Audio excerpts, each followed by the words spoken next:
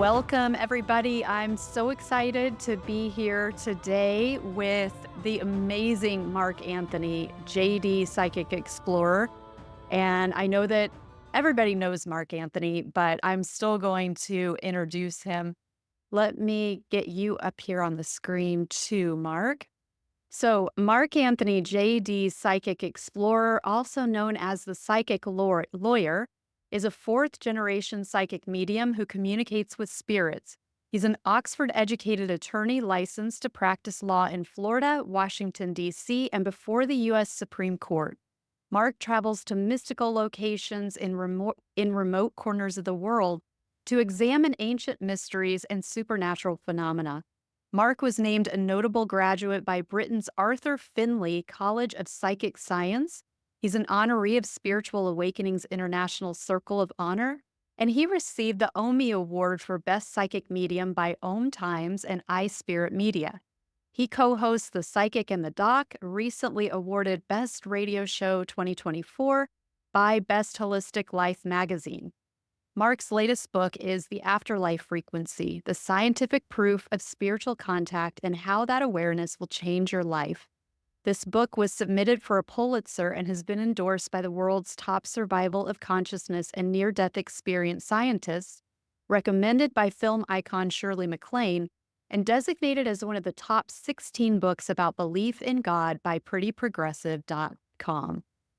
His other best-selling books are Evidence of Eternity and Never Letting Go. And today we are going to focus our conversation on the curse of King Tut's tomb, which I am super excited about. So welcome, Mark. I am so excited to have this discussion today. Oh, thank you, Kara. It's Egyptology is one of my passions. And when it comes to King Tut's tomb, who can resist? You have an ancient Egyptian pharaoh, lost treasure, adventure, curse, and the ongoing mysteries. I mean, it's Indiana Jones meets, it's the real thing. It's the real thing. And for over a century, since the discovery of Tutankhamun's tomb, people have been mystified, tantalized, and to this day, there are still mysteries emanating from the tomb, which are confounding historians and Egyptologists alike. It is so fascinating. And I know I shared, for those who get my emails, I know I shared this already, but I remember being in sixth grade social studies, and we came upon the discovery of the ancient pyramids and the work that was done 100 years ago to try to figure out what was going on with this. And I was captivated, and I was really very rarely interested in social studies and history. And so reading like the textbook was always a drag. It was like, oh, I've got to read it, so I'll read it. But it was almost confusing because it was so interesting.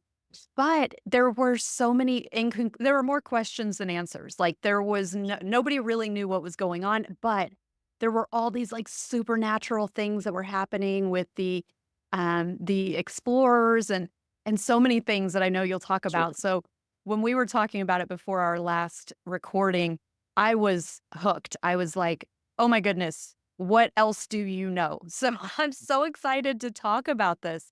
Well, thank you. Before we start, let me give a context of the amount of time that we're talking about. When people think of ancient Egypt, they sort of lump everything together: pyramids, King Tut, Cleopatra, all that.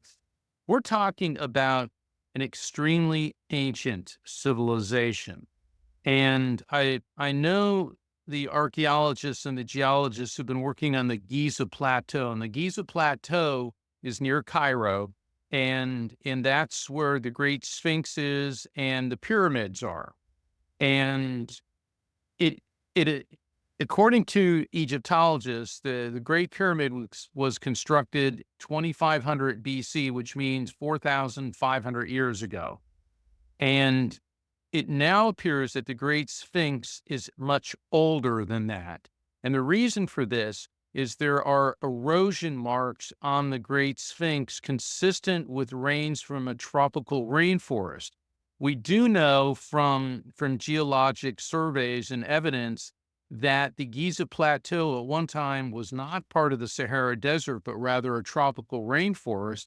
And that time was after the last ice age, roughly 9,000 years ago. So it's like, whoa. Then there's the other anomaly that the head of the Great Sphinx is disproportionate to the size of its body. And the Egyptians were so meticulous in all of their perspective and design. And I know the sculptor, actually, Robert Nyland, he has been working on the Great Sphinx, and he believes, based on his studies, that the head of the Great Sphinx was initially a lion's head, and that by the fourth dynasty of Egypt, which would have been 2,500 years ago, Pharaoh Khafre had the Great Sphinx head whittled down to resemble his. So that's the Great Pyramids. Okay. Now, that was 2,500 BC. Tutankhamun lived roughly 1,300 BC. And the age of the pharaohs, the first pharaoh was 5,000 years ago, 3,100 BC. The last pharaoh was Egypt's most famous ruler, Cleopatra. The last person to hold the title of pharaoh was a woman, Queen Cleopatra. Now, Cleopatra is closer in time to the release of the iPhone 7 in the year 2007 than she was to the construction of the Great Pyramid. In other words, the iPhone was 2,000 years away from Cleopatra. The Great Pyramid was 2,500 years away from her. Oh my This is, God. yeah, and most people don't realize that. This is an enormous period of time. And so after the era of the pyramids, which was in the fourth dynasty, then the Egypt declined, and then it reassembled into what is known as the Middle Kingdom. The age of the pyramids is the Old Kingdom. The Middle Kingdom was a resurgence of Egyptian power. Then there was a decline there, and then around 1,500 BC, Egypt emerged as a superpower, and they conquered an empire which stretched from modern day Libya all the way up to modern day Syria, along the whole, basically the whole southeastern section of the Mediterranean, and that's known as the New Kingdom. And King Tutankhamun lived during the height of the New Kingdom's power, roughly 1,300 BC.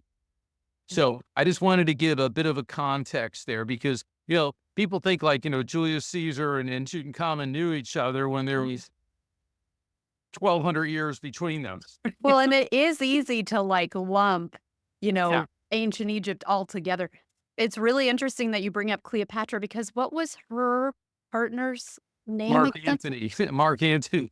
Well, it's funny. It's like, yes, so we have Mark Antony talking about Cleopatra. R- And it's funny because, people are like, Mark Anthony, and I used to always get Cleopatra jokes. Now I get Jennifer Lopez jokes. Okay. So either Cleopatra's boyfriend or J-Lo's ex, that's how you remember me.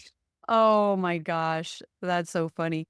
So, in your studies, in your exploration of Egyptology, what can you tell us about what has been discovered in King Tut's tomb and Howard Carter Certainly. and all of that mystery?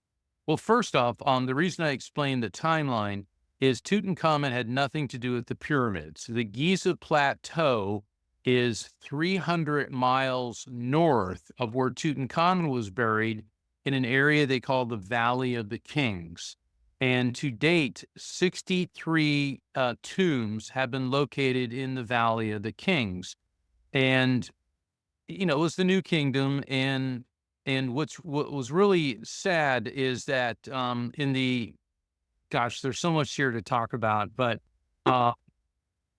the Valley of the Kings was excavated by modern archaeologists beginning in the mid to late 1800s. And tomb after tomb was found, fabulous tombs, but they had all been plundered by grave robbers thousands of years ago.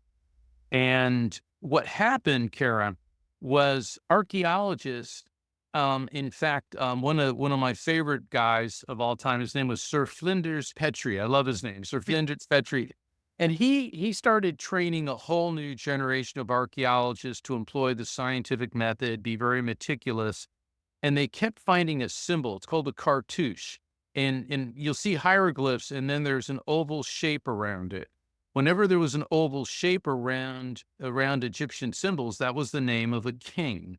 And they kept seeing, they found this beautiful glass cup with the cartouche of a king, Tutankhamun. And they found this in the Valley of the Kings in what's known as a cache. In other words, they found an underground chamber. It wasn't a tomb. It was like a storage room and a workhouse that the laborers of the New Kingdom were working on as they're making the other tombs for the kings in the area. Then in another cache, they found a piece of cloth with the name of Tutankhamun again. And this one was in conjunction with his queen, Ankhesenamun. So what happened was archaeologists realized there was a missing pharaoh that they couldn't find. But by 1902, nobody had found anything with Tutankhamun. They figured it was all tapped out, except for one man, Howard Carter. Now, Howard Carter is also one of my favorite people in history. He was already a distinguished archaeologist. He actually found the tomb of Thutmose IV, and I hope we get a chance to talk about Thutmose IV because that's going to be really cool. And he was obsessed with Tutankhamun. Everyone else was telling him, "Oh, Howard, it's pointless. It's probably mythology. It could be a misinterpretation." But he met a British aristocrat by the name of George Molyneux Herbert, in other words, Lord Carnarvon. And Lord Carnarvon was an armchair archaeologist. In other words, he liked studying Egyptology, and he also had suffered from chronic health conditions. So in the brutal English winters, he would go to Cairo or into Egypt, and he would explore Egyptian tombs and artifacts. And he met Howard Carter, and Carter said, "I believe I can find the tomb of Tutankhamun." So Lord Carnarvon funds this. Now,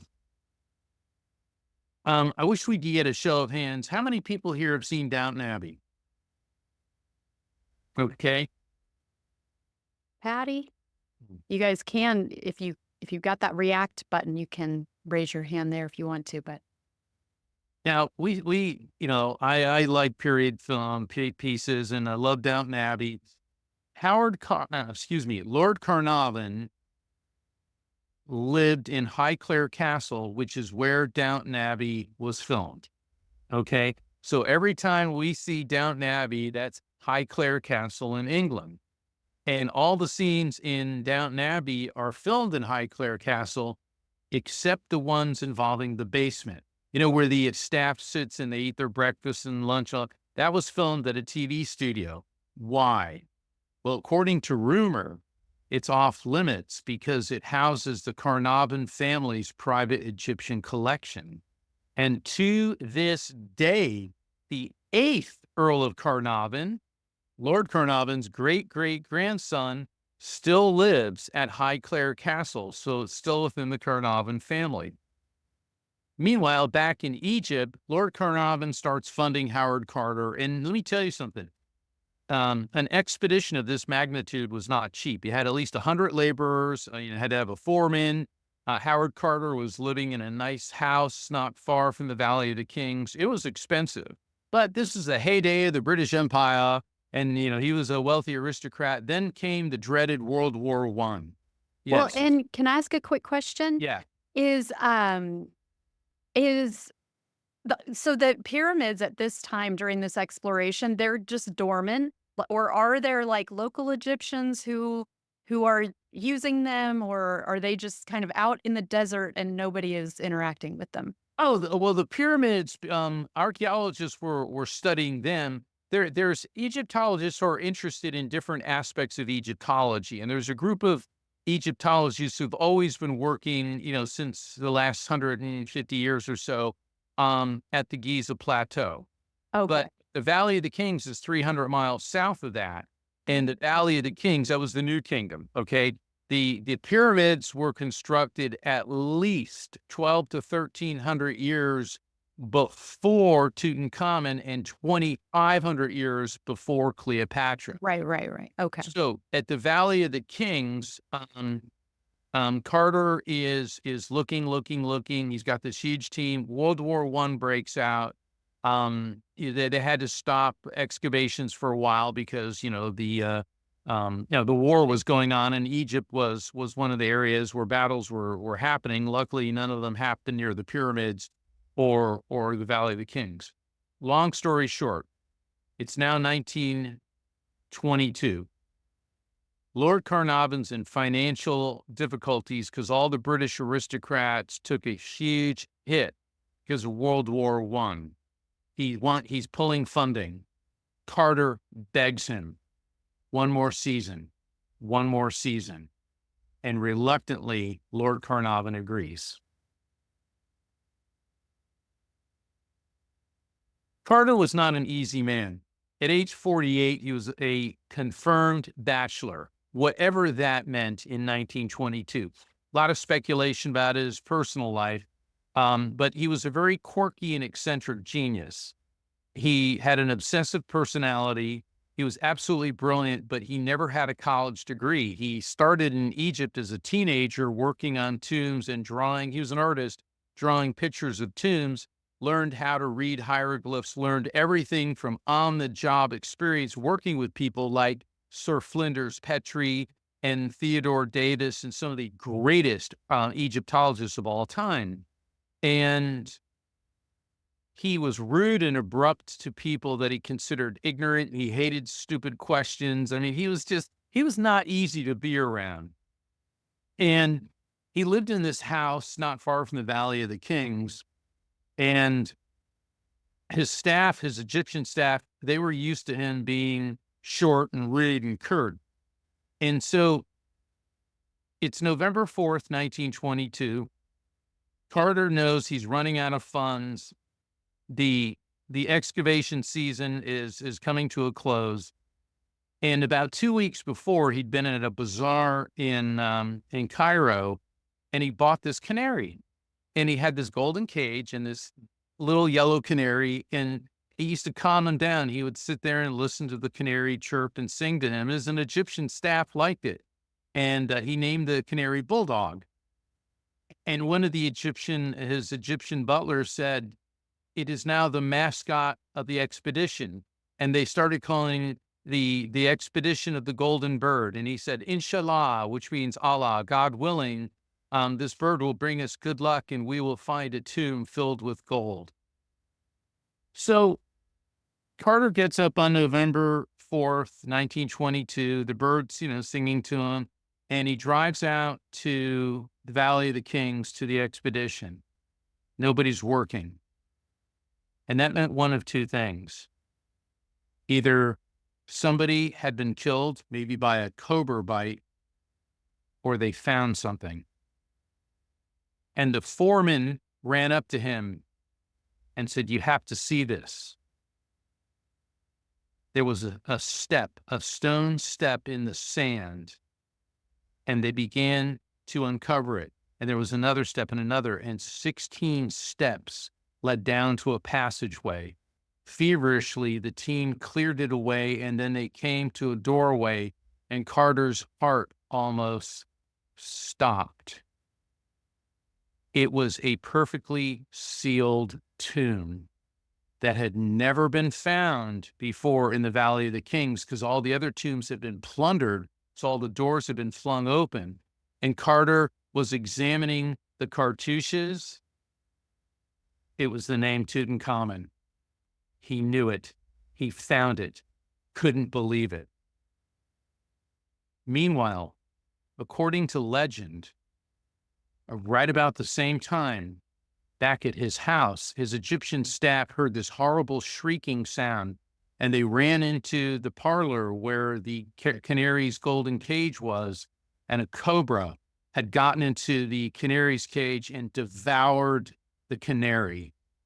Now, the Egyptian staff, they were Muslims and not supposed to believe in things like this, but they were also Egyptian, and they knew that Wajet was the cobra goddess of ancient Egypt, who was the protector of the pharaohs.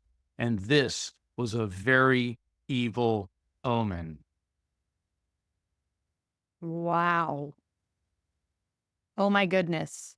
See, guys, this is why. This is, I think, where we left off when we, but we were like, we should record the episode.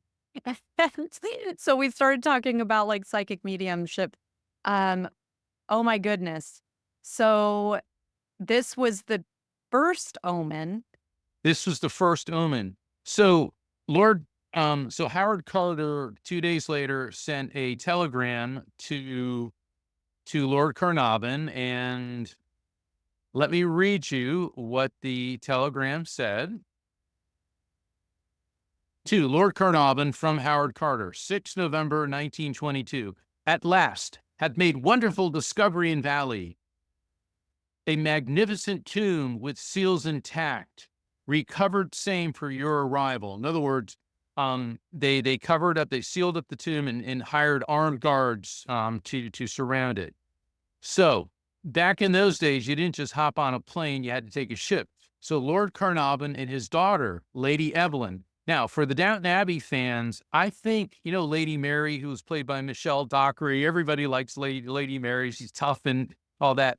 I'm pretty sure they based Lady Mary's character on Lady Evelyn, because when you look at pictures of her and her personality, so it took until November 26th, and then Lady Evelyn and Howard Carter arrive at the tomb, and after clearing opening the first door, there was a passageway that was about 30 feet long. It took an entire day to clear all the debris, and then they came to a second door, and it too was sealed. And I want to read you what happened next. And this is from Howard Carter's book, The Tomb of Tutankhamun. So bear with me for 1 second, because I want this to be verbatim as to what happened there.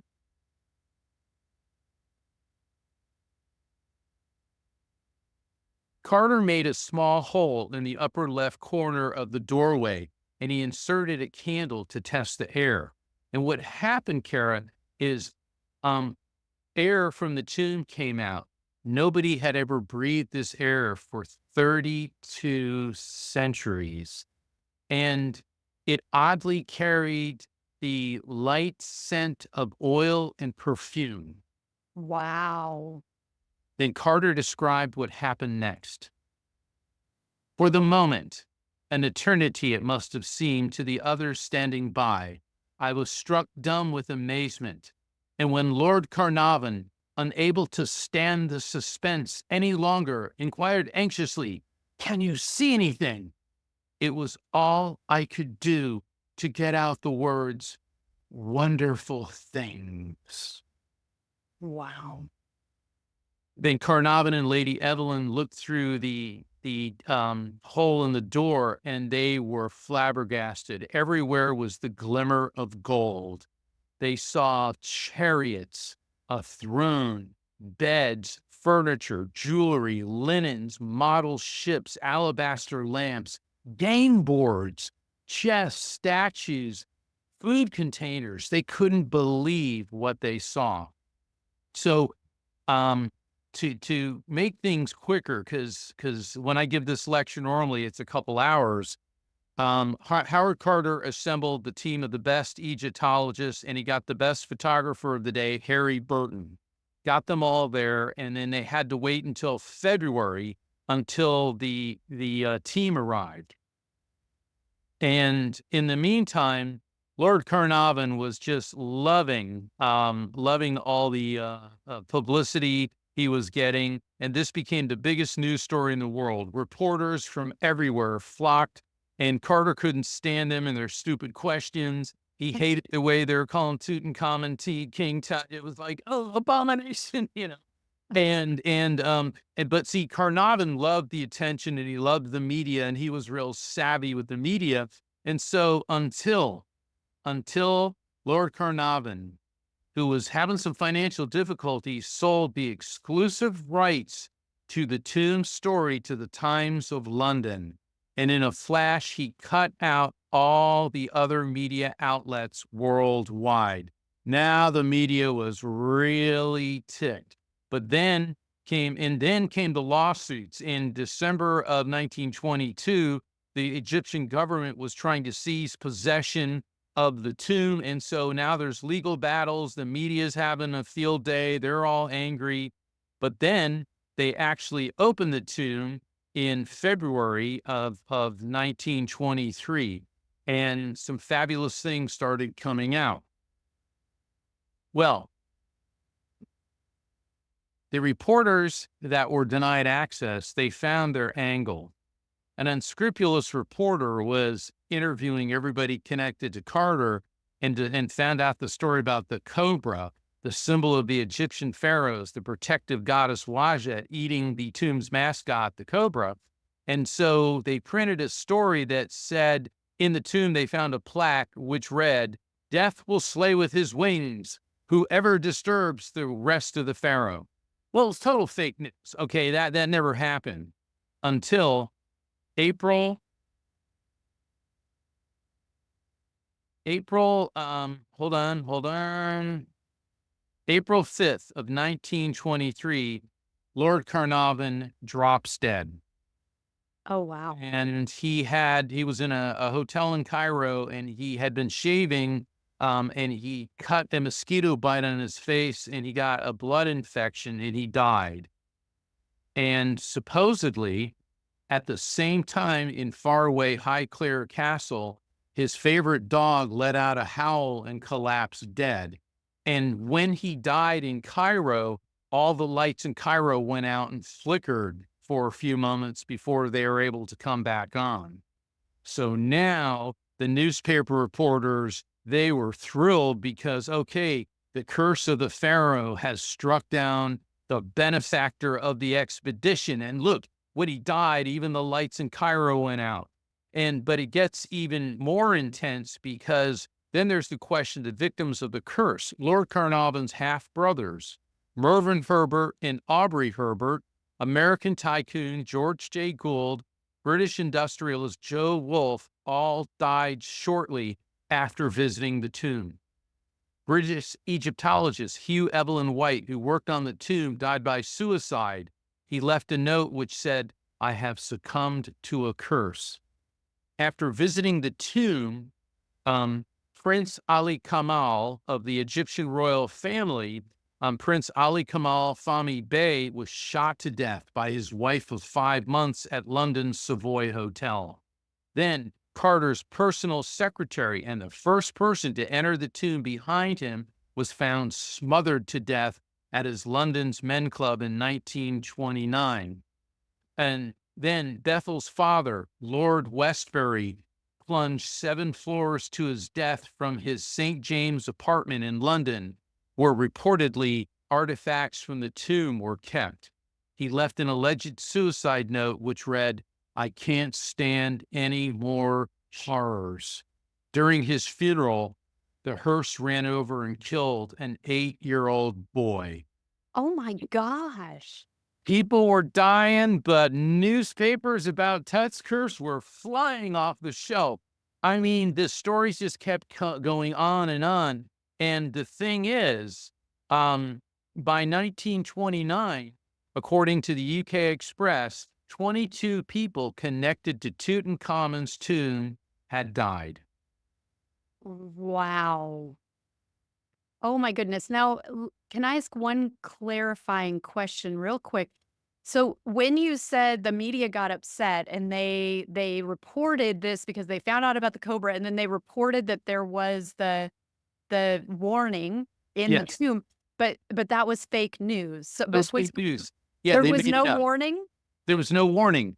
So they Of totally made course, that up, and yet Well, we live in an era where reporters make things up. There was a time, and I'm not getting political, but as an attorney, when the fairness doctrine and the equal time provision were the law of the land, you had reporters like Walter Cronkite, Eric Seberide, and if one position were stated, then they had to have somebody to give Counter the it. opposing position. Yeah, they had point counterpoint, and everything was very fair, and it had to be documented.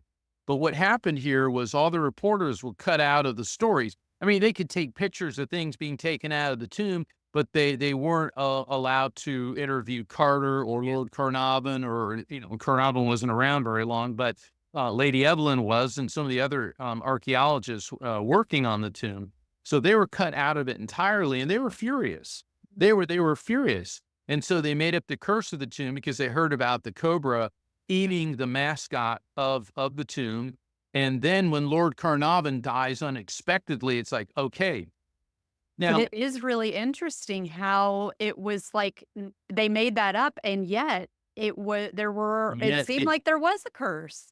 oh, it gets even better. Ooh, tell us. Oh, yes. Now, the theories at the time, novelist Marie Corelli, she was like a romance novelist, and kind of, I mean, with all due respect, she wrote the trashy novels of the time. She said that the ancient Egyptians coated objects in the tomb with long-lasting poisons, lethal microbes, and toxic spores. And Sir Arthur Conan Doyle, who was not only a psychic medium, but also the author of Sherlock Holmes, wrote that the ancient Egyptian priests had conjured elementals, who are non-human spirits, to guard the tomb. Then there was another theory that the tomb's contents were coated with radioactive uranium by the ancient Egyptians. So these now see all the reporters that weren't given access to the tomb. They are feeding on all these stories and pumping this out. Now, the science-based theories: lung infections, pneumonia, malaria, fever, and blood poisoning caused by mosquito bites, and possible inhalation of the Aspergillus mold found on dead bodies and decaying grain stored in the tomb. Okay. Also, there was no antibiotics available at this time. This was Egypt in the 1920s. Antibiotics were not available for another 20 years. In the United States at the time, the average lifespan was 45. So if you're working in a hot and tropical place loaded with mosquitoes and diseases, well, of course people are going to die. Radioactivity. Sir Archibald Douglas Reed, who was an X-ray technician, actually did die of radiation poisoning after X-raying the mummy of Tutankhamun. We haven't even gotten to the mummy and the treasures yet. But the most intriguing part of the curse, the wickedest man in the world, who was dubbed, this was how he was dubbed in the British press, was a guy named Alistair Crawley. And he lived in England, and he was a Satanist, and he dubbed himself the Great Beast 666. And he invented a cult based on the ancient Egyptian gods. And he believed that entering the tomb of Tutankhamun was an abomination, a violation of the ancient Egyptian gods. Scotland Yard had their eye on him for quite some time. He was a suspected serial killer. He was obsessed with Jack the Ripper, and he talked about getting revenge for the desecration of Tutankhamen's tomb.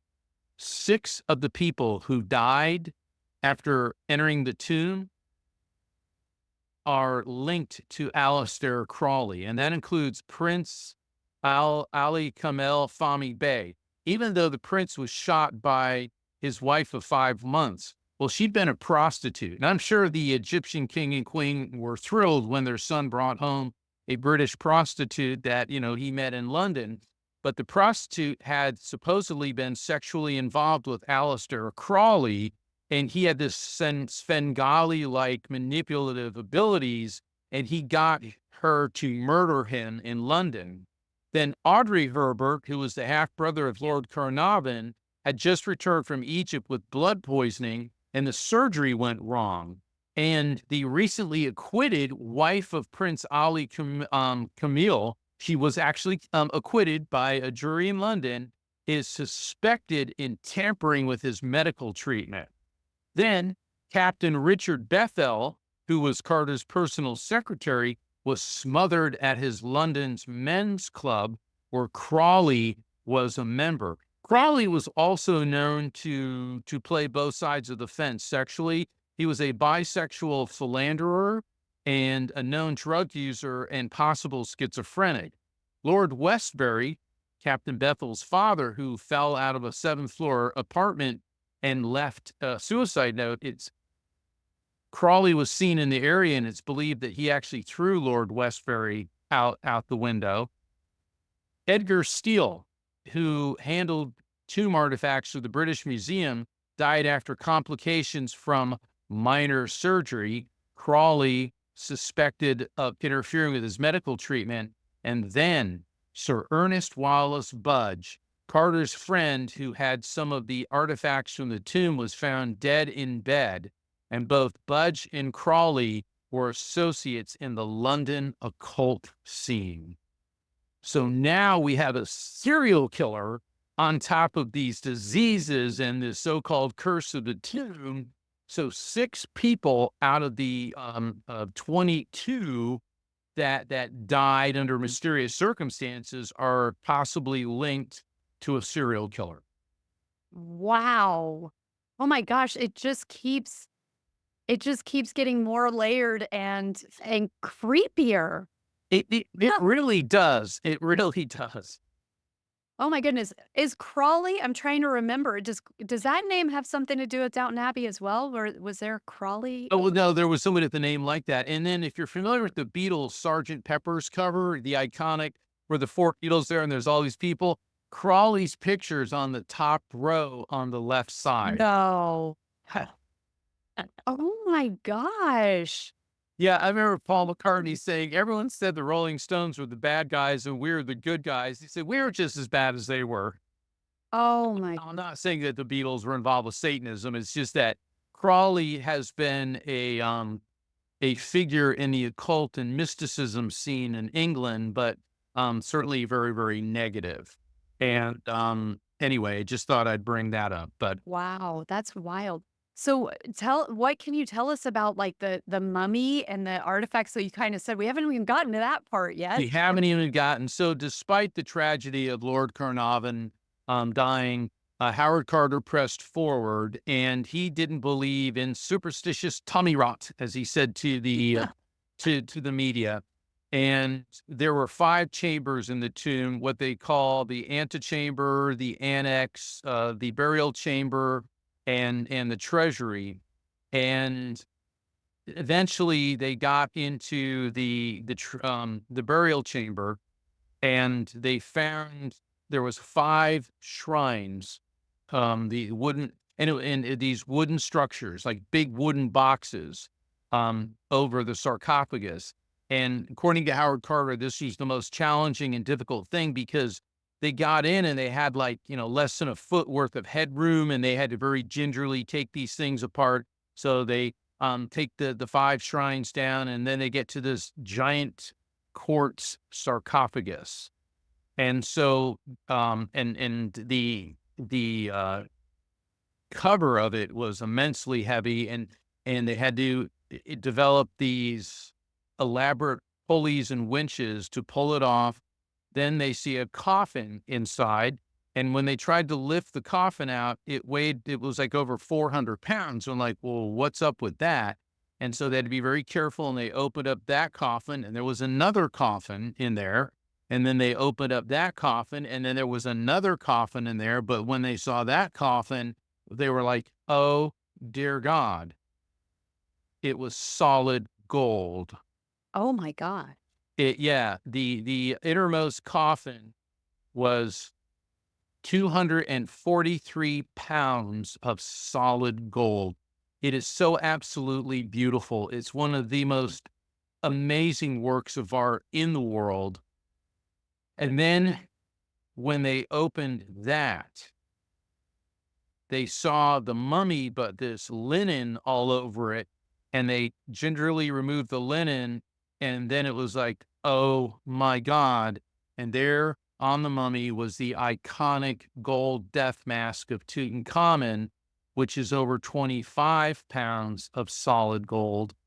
And it is the most iconic and recognizable symbol of ancient Egypt next to the Sphinx and the pyramids. I mean, think about it. When you think of ancient Egypt, you see pyramids and they show pictures of Tutankhamun's death mask. And that's also why people have the misconception that Tutankhamun was a contemporary of the pyramids. I mean, the pyramids were a good 12 centuries before Tutankhamun was ever born. And they just were flabbergasted. Unwrapping the mummy took days. I think it took like over 5 days to unwrap the mummy. But they noticed something very touching. There were cornflowers laid on the tombs, and somebody loved this young man. They discovered, examining the mummy, he was about 19 years old when he died. So evidence suggests Tutankhamun probably died in January or February. Mummification takes 70 days, especially for a king, because they have to remove certain organs, and then the body is desiccated in natron and dried out and preserved. But the cornflowers placed on his coffins were virtually intact. They were dried, but they could tell that these were cornflowers, and cornflowers are blue and they're really pretty. So if Tutankhamun died in January, February, and he was entombed 70 days later, this would be March and April, which is when cornflowers are in bloom. So that's how they figure, this is going on the evidence which is presented. Well, unwrapping the mummy was no easy feat. And the ancient Egyptian priests had poured all these unguents and potions on the mummy that acted like a glue. And they actually had to section the mummy up. This is just, makes me crazy when I hear this. And I know it must have made Howard Carter even crazier to have to section up the mummy to pry it out of the coffin. They tried everything. They even put the gold coffin in the sun, hoping that it would heat it up and maybe melt this stuff, and it didn't. And they brought in chemists and everybody to try to figure out how to dissolve this stuff. But when they unwrapped the mummy, they found 125 pieces of jewelry on the mummy. And they're just breathtakingly beautiful amulets, golden vultures, because vulture was the goddess Nekhbet. You always see on a pharaoh's, what they call the nemes, the triangular shaped headdress. There's Wadjet the cobra and Nekhbet the vulture. Wadjet the cobra spits poison, so Pharaoh's enemies will be struck down by Wadjet, and Nekhbet ferries souls between our world and the other side. So they looked at vultures and cobras much differently than we might. We're like, oh, vultures are nasty. The Egyptians looked at them as very spiritual. And it was just amazing, the pieces of jewelry that they found. Even each one of his toes had little gold caps on them. And the mummy was wearing golden sandals. But one of the most striking things that they found, there were 2 daggers. One was solid gold and the other was iron. The Egyptians didn't have iron. They traded for it from other countries. But this iron dagger wasn't rusted. Carter couldn't figure out how.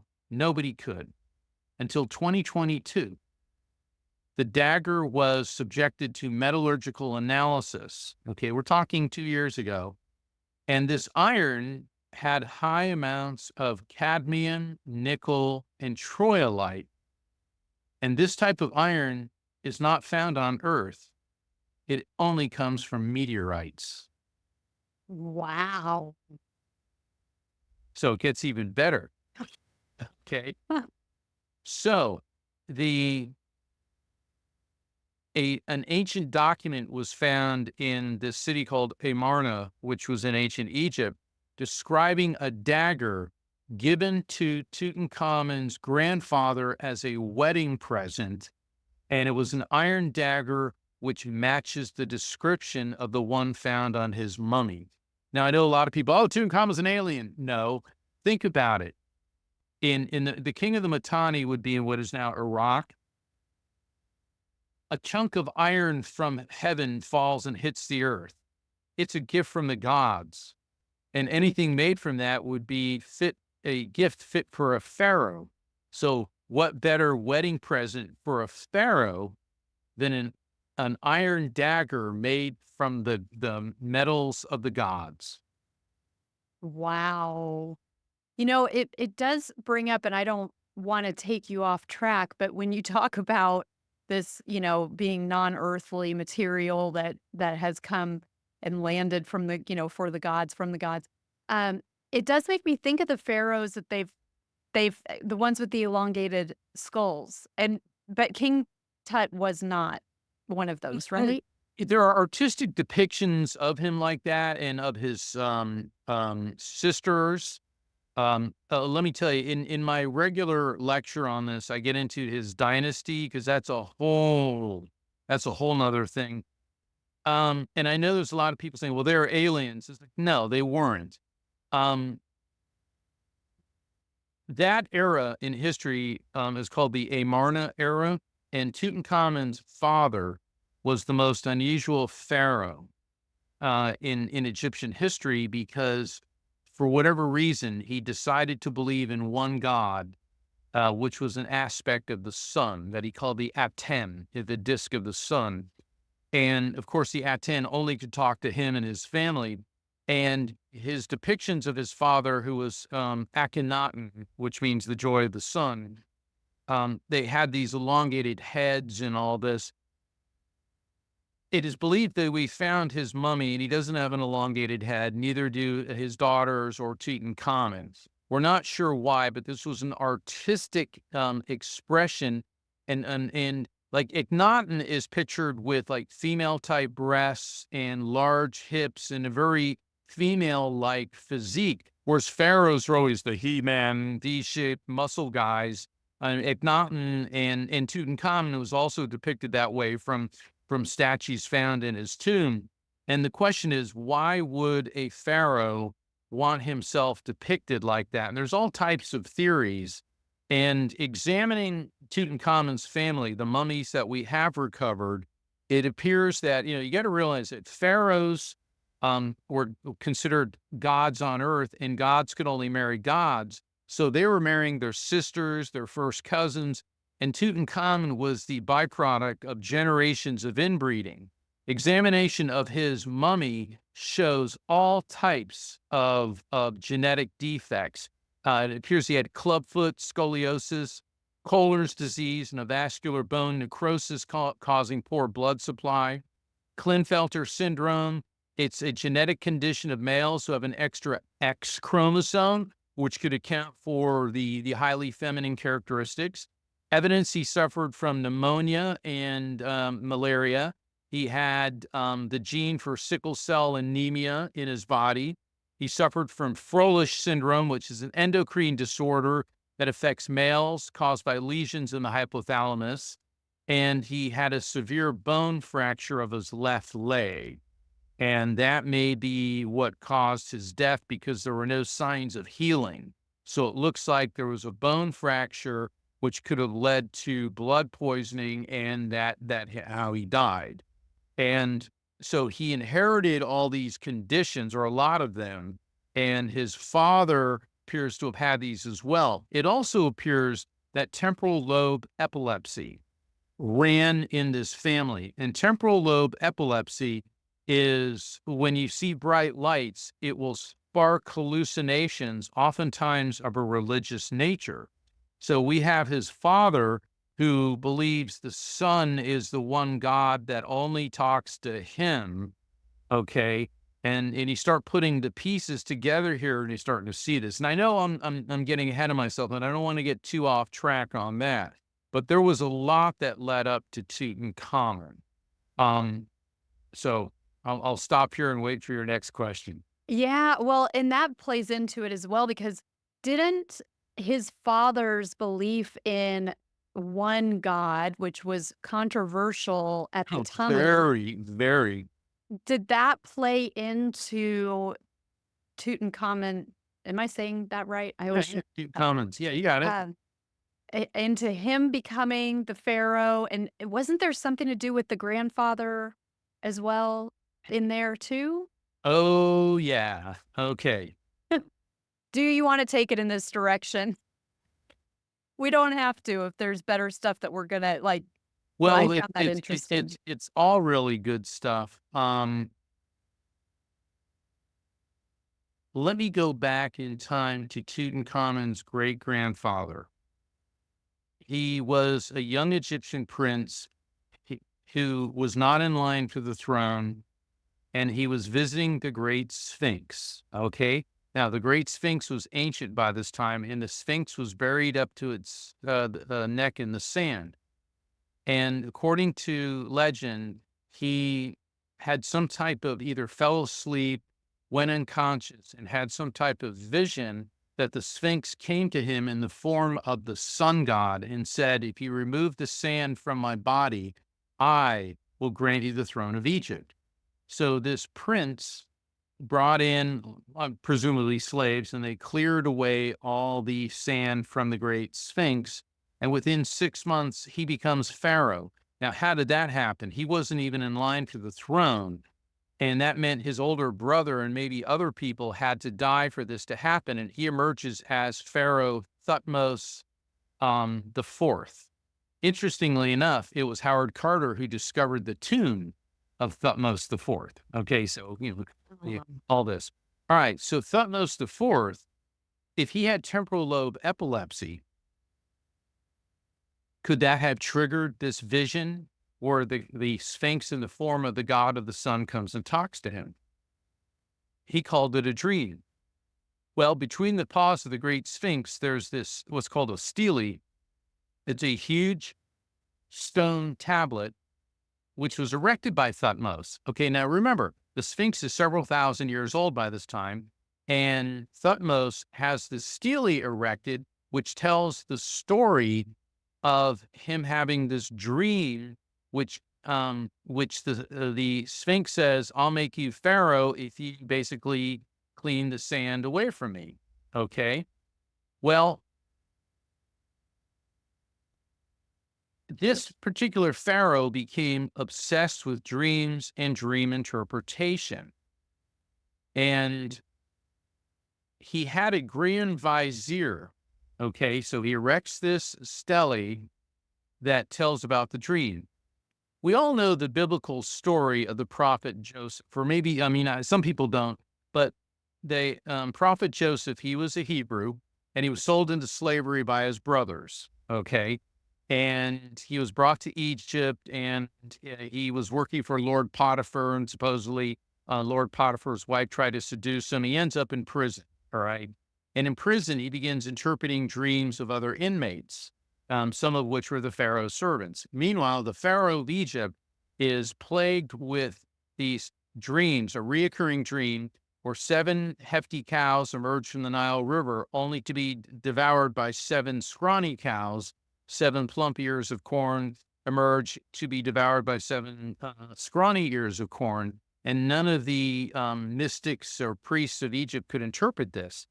Well, Pharaoh hears that there's a Hebrew in his prison that has the gift of discernment and prophecy. So they bring Joseph in front of him, and he says, there will be 7 years of plenty, followed by 7 years of famine. Now, we all had to learn that story in Sunday school and in religion class, Jewish and Christian people. Remember that story about that? Well, Joseph in Egypt would have had an Egyptian name, which would be translated as Yusuf of Yahweh, Yuya. Okay. And it just so happens that Thutmose IV had a grand vizier by the name of Yuya. And the parallels between Joseph and Yuya are striking. Joseph was a foreigner from Egypt, according to Genesis. Yuya, whose mummy has been found, was a foreigner of Semitic origin, in other words, Jewish. Um, Joseph was embalmed and put in a coffin. Yuya's body has been discovered. Joseph married the daughter of a high priest. Yuya married an Egyptian noblewoman, Tuya. Joseph was in charge of food storage. Yuya was in charge of food storage and food production in Egypt. Joseph was advisor to Pharaoh. Yuya was the governor and vizier, second only to Pharaoh. Pharaoh gave Joseph a ring, a gold chain, and a chariot. In Yuya's tomb, they found a gold ring, a gold chain, and a chariot, and it gets even better. Now, the hole in the story, though, is in Exodus 13, where the Moses and the Hebrews took the bones of the prophet Joseph with them when they left Egypt. However, going back to Genesis, Joseph was given the title in Genesis as father of Pharaoh, lord of his entire household and ruler of all Egypt, second only to Pharaoh. Yuya, his title was the Holy Father of the Lord of Two Lands. The Lord of Two Lands is Pharaoh. He raised one of the pharaohs as his stepfather, making him father of Pharaoh. And Yuya's daughter married a pharaoh, making him the father-in-law of Tutankhamun's grandfather, Amenhotep III. Wow. Wow. This could potentially, and I'm not saying that it is, because there is, supposedly the Hebrews took the bones of Joseph during Exodus, but the parallels between Yuya, a documented, known historical figure that we actually have his body, and the prophet Joseph. Get this. Yuya's tomb is in the Valley of the Kings. That's how esteemed he was, but there's no wall decorations. Now, why is that? If Yuya was Joseph and he was Hebrew, it is considered an abomination to make depictions of a god. That's why you don't see Jewish art with pictures of God. Interesting. Oh, yes. And if Thutmose the fourth, the possible good pharaoh, was obsessed with dreams, and it was Joseph who interpreted his dreams. So then you have Thutmose the fourth, then you have his son Amenhotep the third, pinnacle of Egyptian power. Amenhotep also worshipped the sun. Now, there were still all the Egyptian gods. There are over 3,000 gods in the Egyptian pantheon. But now there was the rise of the Aten, okay, Aten, which was one of the aspects of the god of the sun. So from Thutmose IV through his son Amenhotep III to then Amenhotep's son, which was Akhenaten, the Aten becomes the primary god. What Akhenaten does is he invalidates the ancient Egyptian religion. He disenfranchises the priesthood, closes the temples, confiscates all their money. Look, the priests were the scribes. They're the ones who ran the government, okay? So overnight, Akhenaten basically bankrupts the religion, the religious bureaucracy that's been running Egypt for 2,000 years. They hate him. Then he's doesn't believe in war, and he will not go to war when parts of the Egyptian empire are being invaded. So then when Akhenaten dies, his 9-year-old son, Tutankhamun, becomes Pharaoh.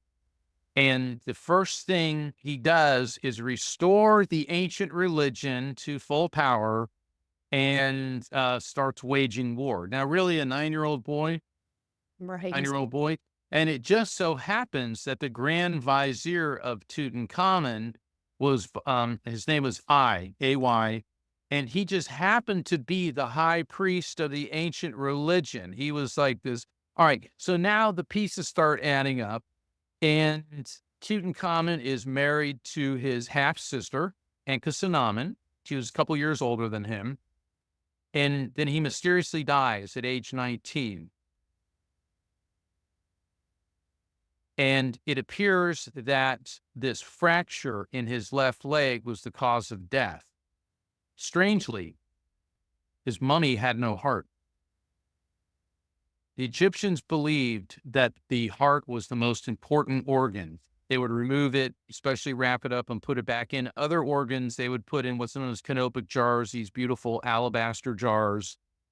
The heart was like the brain, the center of the soul. But Tutankhamun's mummy has no heart. Now, why is that? And that's what we can't figure out. Did he die in battle? Did he die in some trauma? Was this done by the priests of the old religion to discredit and defame his dynasty? Why is that? Now, it gets even weirder.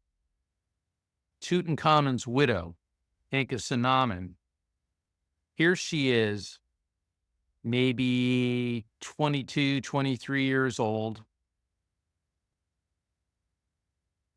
And we found in the royal archives of Amarna, the city that Akhenaten built to the sun, okay?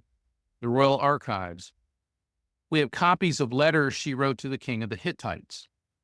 The Hittites lived in what is now Turkey. As fate would have it, their capital city, Hattusa, was excavated and their royal archives were found with copies of the same letter.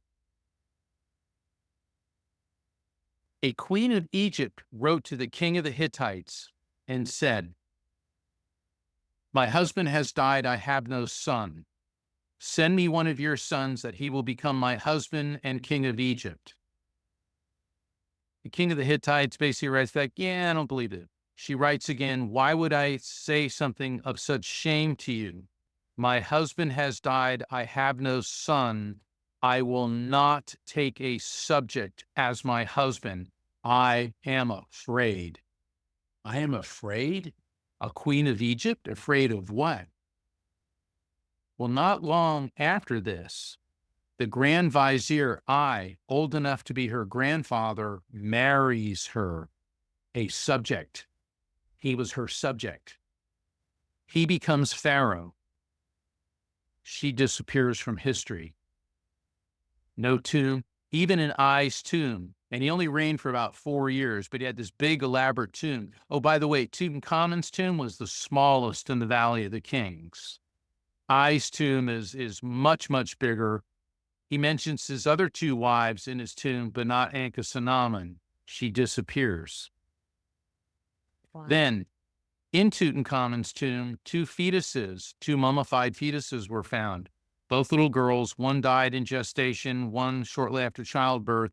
DNA analysis indicates 99.9% probability Tutankhamun was their father. What happened? Why were they there? What happened to his wife? Wow. Now, the king of the Hittites did send one of his sons, but on the way to Egypt, the royal entourage was ambushed and the prince was murdered. Touches off a 20-year war between the Hittite Empire and the Egyptian Empire. And in the meantime, Ankhesenamun is forced to marry this